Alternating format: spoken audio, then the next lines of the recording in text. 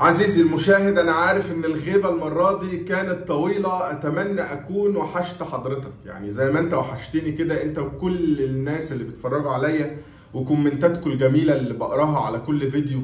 وبتبقى أحلى حاجة في الحياة وأنا بسمع أو بقرأ كومنتاتكم وكلامكم وحبكم ليا. ده تقريبا أحلى إحساس بحسه في حياتي. يمكن أنا كل يوم بقعد أقرأ كومنتات. بقالي شهر غايب عنكم انا عارف، وبعتذر جدا عن الغياب اللي ما ابدتش فيه اي اسباب ده، ولكن انا جاي النهارده علشان اوضح كل حاجه لكل الناس.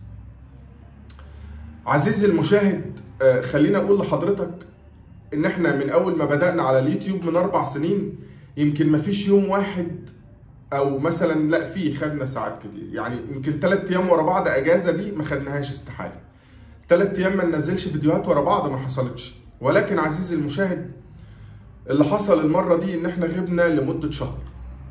مده شهر كان كفيل يخلي الناس تقول ان الجرح اعتزل اليوتيوب، ان الجرح خلاص ما بقاش هيعمل فيديوهات على اليوتيوب، ان الانستجرام عندي كله يتملى مسجات: انت فين يا جرحي؟ تنزلش فيديوهات ليه يا جرحي؟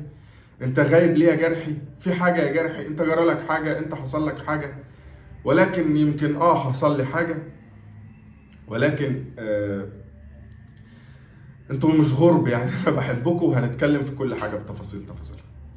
سبب غيابي عن اليوتيوب الفتره اللي فاتت لمده 30 يوم او لمده شهر، كان لازم يبقى في سبب قوي يخليني اغيب المده دي، والا استحاله كنت اغيبها.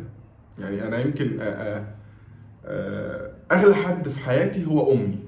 انا بحب امي جدا، يعني حتى لما زمان لما مرتضى منصور طلع شتمني وجاب سيره والدتي وكده زمان، يعني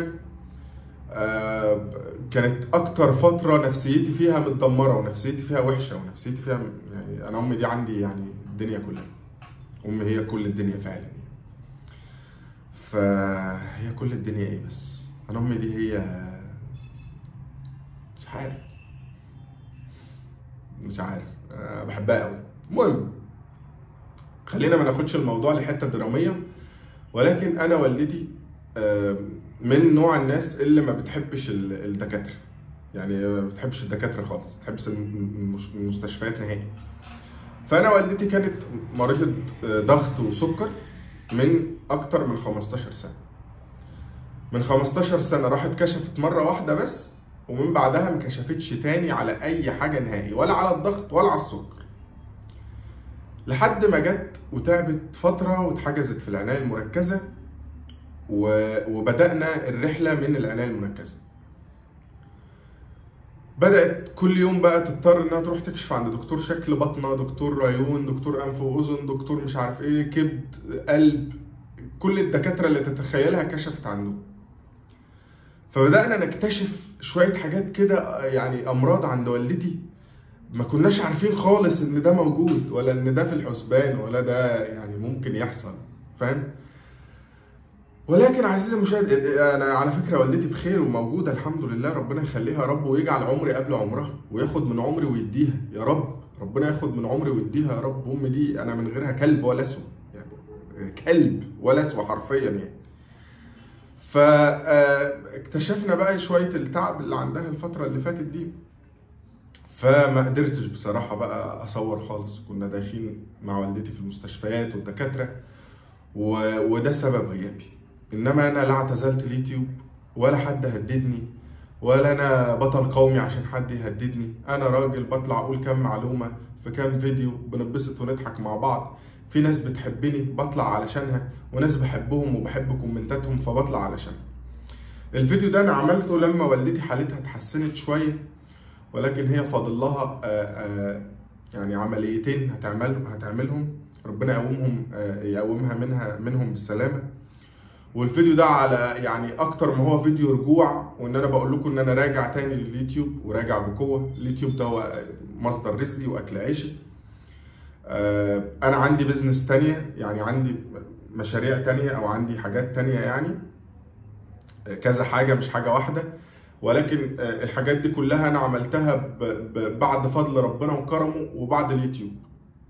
يعني اليوتيوب كان هو سبب في ان انا اكون راجل كويس محترم يعني. انتوا ليكوا حق عليا كبير جدا، وانتوا السبب في كل حاجه كويسه انا وصلت لها، وانتوا السبب في كل قرش وكل جنيه بيدخل جيبي، انتوا اللي عملتوه وانتوا السبب فيه. فكان ليكوا حق عليا ان انا اعرفكم الظروف اللي خلتني اغيب عنكم.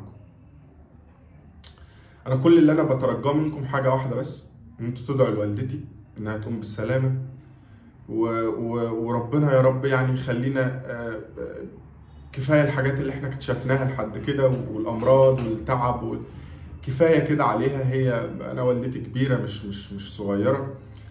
ف